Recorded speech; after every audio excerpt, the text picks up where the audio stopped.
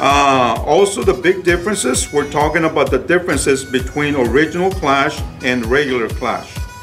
Safe Haven, it's right in the middle. That's a big difference from original Clash. Why? Because it's perfectly 32 by 32 square, and we put Safe Haven right in the middle. So that brings us to the point. So how do you get into Safe Haven? Well, you can actually slide in there, that would be one move, and then another piece moves in there, that's a second move, all right? And like you do in original Clash, you can just hop in there and share Safe Haven. But once you route, for example, if you have a mothership and you're trying to kill it, the only way that you can terminate the mothership is 1, 2. That's the only way you can knock it out.